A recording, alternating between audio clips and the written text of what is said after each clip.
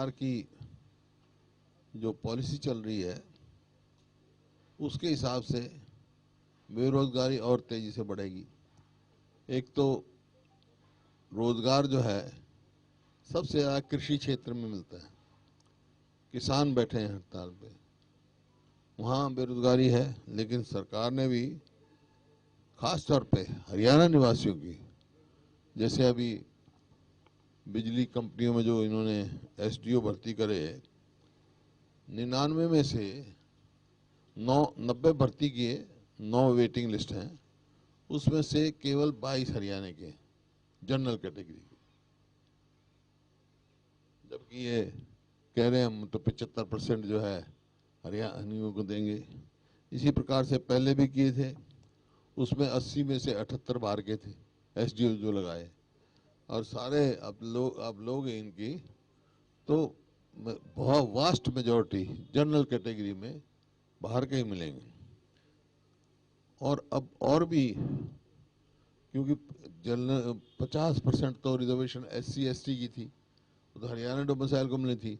अब जो डोमिसाइल की आयु जो है ना, उसकी अवधि 15 साल से घटाकर 5 साल कर दी। इससे एससी और एसटी हैं उनके ऊपर बड़ा भारी प्रभाव पड़ेगा सर्विसेज में, क्योंकि किसी भी प्रदेश में 15 साल से कम का डोमिसाइल नहीं है। जम्मू कश्मीर में आपको मैं दिखाऊं,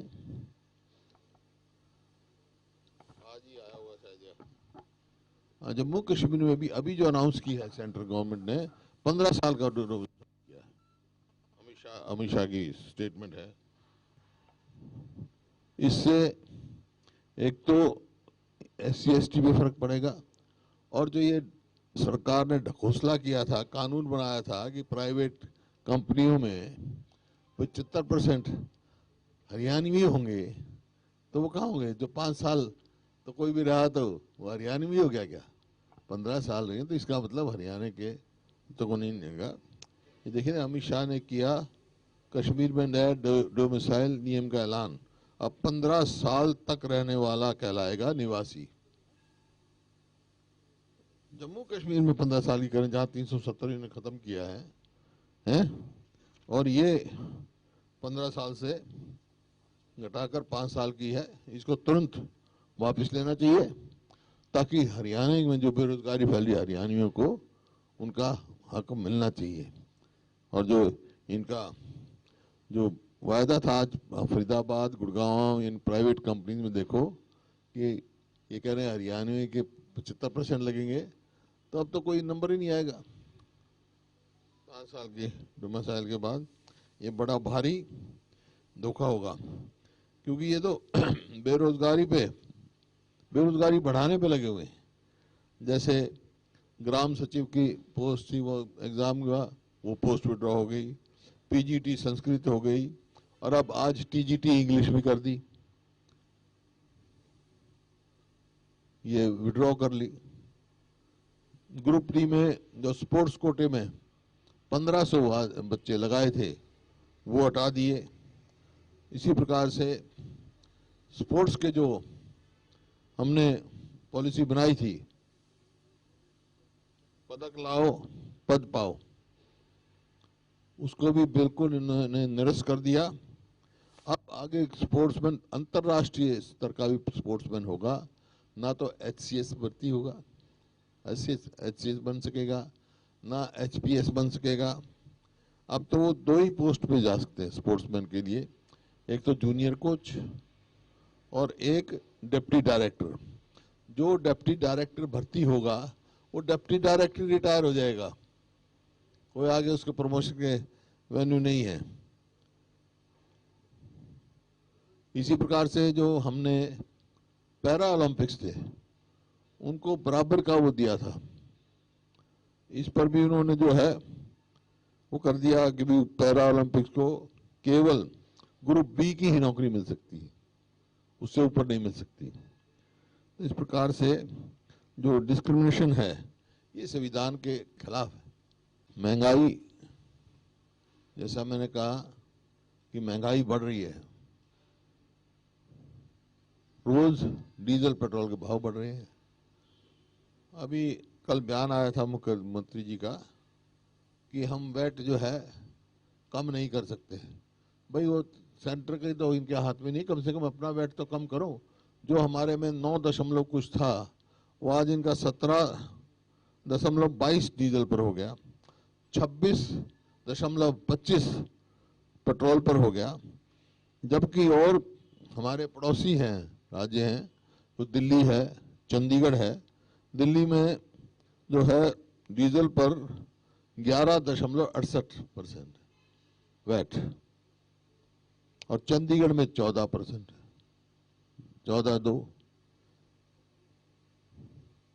इसी प्रकार से पेट्रोल पंजाब में भी जो है डीजल पर वैट कम है, 15 बेसिक जो वैट है 15.98 है। हरियाणा में पेट्रोल 26.25, दिल्ली में 20.61 और चंडीगढ़ में 22.45। मतलब कभी तो ये टाइम था हमारे समय में कि डीजल हिंदुस्तान में सारे अड़ोसी पड़ोसी प्रदेशों में सबसे सस्ता मिलता था। हरियाणा में हमारे समय में जो वैट था डीजल पे वो 9.24 था शायद, अब 17.22 कर दिया, ऑलमोस्ट डबल कर दिया इन्होंने। तो अब इतना बोझ पड़ रहा है, जो महंगाई है वो और ज्यादा बेरोजगारी लाती है, तो इनको तुरंत वापस लेना चाहिए। कोरोना काल रहा है, लोग बेरोजगार रहे हैं, मदद करने की चाहिए और टैक्स पे टैक्स नहीं ठोकना चाहिए इनको, उनकी मदद करनी चाहिए इनको। बाकी घोटाले जो आए हैं आपके सामने, चाहे वो रजिस्ट्री घोटाला हो और शराब का घोटाला, उसकी तो कहानी अलग है। एसआईटी बनाई गई, आज तक एसआईटी की रिपोर्ट पब्लिक नहीं की गई, और जो मेरे को पता लगा है कि एसआईटी की रिपोर्ट जिस दिन पब्लिक होगी ये सरकार हिल जाएगी, क्योंकि वहां बाय नेम उन्होंने कुछ अंकित किए हैं। अब उस रिपोर्ट को दबाने का प्रयास हो रहा है। इसी प्रकार से रजिस्ट्री में हजारों करोड़ के घोटाले हो गए, लेकिन राहत देने का काम नहीं। घोटाले रोको, आपकी वैसी आमदनी बढ़ेगी। और इतने दिन से किसान बैठे हैं, तो मेरा सरकार से ये आग्रह है कि बहुत लंबा आंदोलन चल गया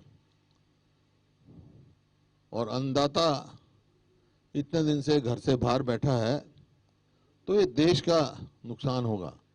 बोता तो अकेला किसान है, खाता तो पूरा हिंदुस्तान है। तो सरकार को, केंद्र सरकार को 2 कदम आगे बढ़कर उनसे बातचीत करनी चाहिए और इसका निपटारा कराना चाहिए। नहीं तो ये बड़ा भारी देश का नुकसान है। अब समय आ गया केंद्र का सरकार को स्वयं 2 कदम, 2 स्टेप फॉरवर्ड, बैकवर्ड की जरूरत नहीं है। अब 2 स्टेप फॉरवर्ड जाके उनका फैसला कराना चाहिए। 2 कदम ये आगे जाएंगे तो 1 कदम किसान भी बढ़ेगा, ताकि इसका समाधान निकले।